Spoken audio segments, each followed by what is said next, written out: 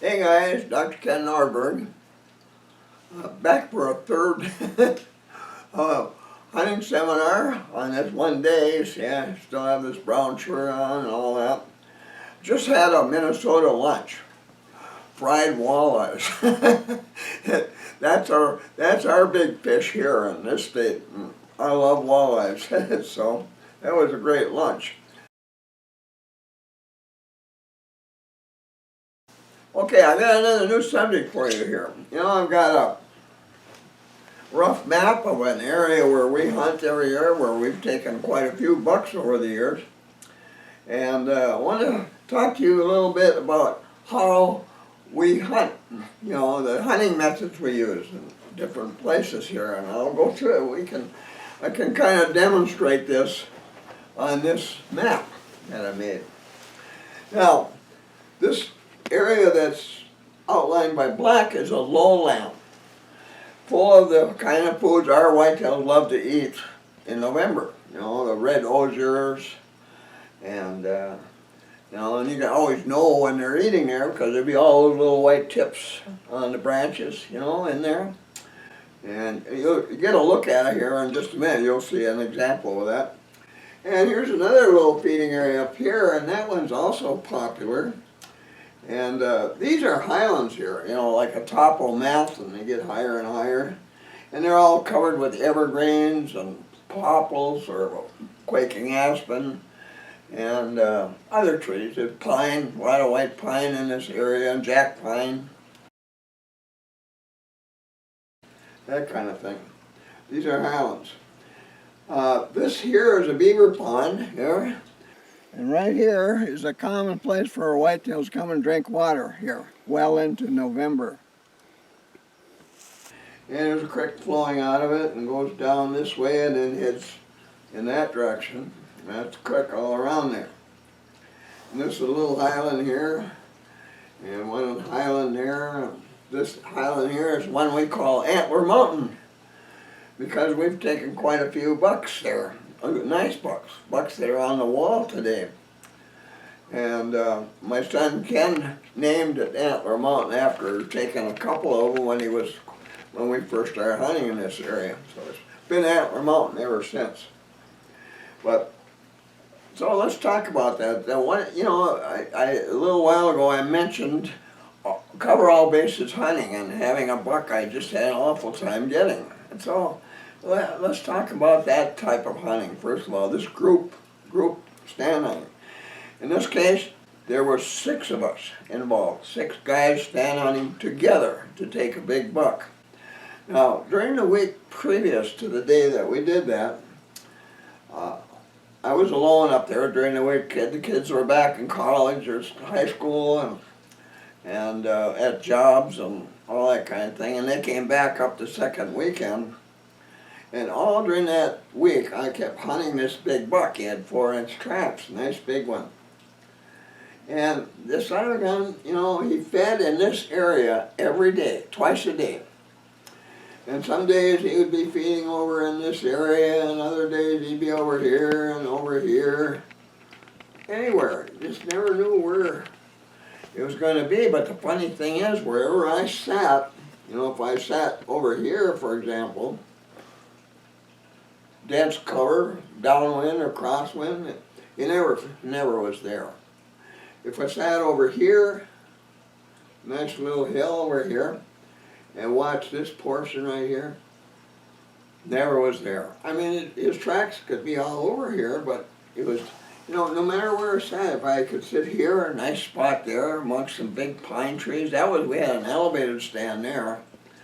And I'd get up there and you could see there all the way down to the creek down here and all over this portion here. Never saw him. Every day his tracks were though, every day he would feed somewhere in there, and then when he'd go, he'd get back over here because it was kind of tough walking in there. It was big antlers. And he'd come over here and he'd go up this way and up this way, and he would bed there. There was some big pines there he liked to bed under. There's a whole bunch of big 50-some inch long beds in that area. But 3, 4, he'd often bed right on the same exact spot, but obviously he used a lot, and the snow, and there were droppings all over in there. And so that's where he liked to go. Sometimes he would go this way and go around. Well, I shouldn't say sometimes, half the time, and then he'd cross over to get there. And sometimes, you know, when he'd be feeding over here, he'd go this way. And he would head straight up to that bedding area. And wherever I sat, I could sit over here on this hillside of Antler Mountain. That was a popular place for us, you know, further down. Popular place to sit. We've taken several bucks from the hillside there looking down into this valley over here. And never went by there. And I could be sitting over here and watch in this area and watch this trail. And if I did that, he would have used this trail. And it was getting pretty frustrating. I thought, how in the world can a buck do that? So I was starting to think, oh, I'll never get this thing, because there was just too much for one guy to keep an eye on. I don't know if it was just luck or bad luck for me, or that buck was actually able to do this, you know, every day. But, you know, I've learned since then, it was probably that was the case. He knew where I was every day, and somehow, and when he did, well, then he knew which way to go back to his bedding area every day, or which side of the feeding area to feed on. So finally, when the boys came up, son-in-law, I said, well, I need your help. And so we went out the next morning in the dark. It was snowing. At times it was snowing pretty hard. But anyway, one of our guys sat here, another one sat here, another one sat over here, and another one sat here, and I went to the last place. I sat where I could keep an eye on that bedding area, next to a rocky shelf there. And while I was sitting there next to the shelf, a doe came running up there in the dark and stood on top of the rocky outcrop. I was down here, up there, and the snow was coming down. See, I was all white there with snow. And I stood there looking around, and I couldn't believe it. I turned my head, and here's feet. I looked up, and here's the doe, and then when I looked up like that, it looked down at me. Holy cow, swirled, went running up there. When it left, all kinds of snow flew in my face. That's about the closest I've ever been to a wild deer ever. And anyway, so we were all set, boy. No matter where that buck went that day, I figured one of us was going to get a deer. Well, it turned out when one of the hunter that went to this area, when he got to that spot, it wasn't there very long, and he saw this deer going this way. And he went down along the creek, and I'd never seen him do that one before. But he went along there, and then he came up over to here, and when he was here, now, after that buck saw this hunter, and the wind was coming across this way, he was going this way. Well, when he saw that hunter, I think that buck decided, well, there he is. Now I don't have to worry about where he is. I can go anywhere around here today and not worry about him. And so when he got over to here, maybe he stopped here to drink water in the creek on the way, but when he got over here, he wasn't being careful at all. I just walk up, you know, not paying much attention. He wasn't stopping to look around, act like he was trying to find a hunter in the area or anything else. Just coming along real, not very fast. And my son Ken was sitting there, and he had a real easy shot downhill, and got right beneath a clump of big spruce trees, dropped it there in his tracks.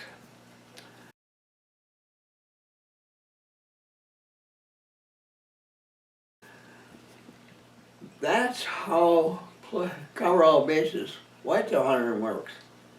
You know, if you know a lot about the movements of a certain deer, a buck, and you get a bunch of guys together, this group stand hunting, and you do this kind of thing, the odds are you're going to get the deer. And the odds, one of the reasons you're more likely to get a deer doing that is because once that buck spots somebody and he avoids them, he thinks he's safe.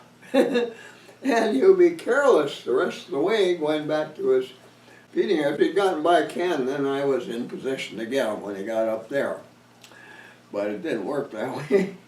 But oh, that was a nice buck. Big 10-pointer.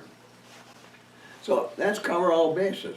Now, you know, I talk about advanced tree stand hunting. You know, that's nothing. Tree stand hunting, yeah, everybody knows about tree stand hunting, except we always have great concealment in the tree that we hunt. You know, always there, and always, of course, like everything else, within easy shooting range of downwind or crosswind and where we expect to see a buck. You know, so great shooting. Well, that kind of cuts down the places where a person can hunt, but this certainly is a good place to be well concealed up here. And this one, my grandson got a nice buck there. A couple of years later, it came past and was going down toward probably to get a drink of water down there at the creek. And he got that one and dropped it right about in here. But anyway, and we've taken several bucks from this side in this valley here. Nice valley full of good browse in there too.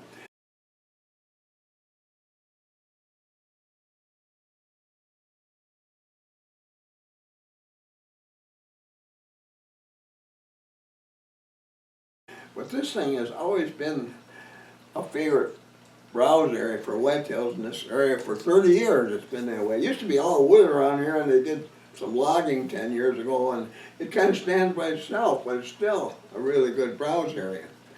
But anyway, this here had very little cover for watching that, but I was downwind and I kept low there on a ground level stand site, so well concealed there, so I felt pretty secure that buck wouldn't see me when he's coming up the hill here to his bedding spot, and I had a good spot to get him there.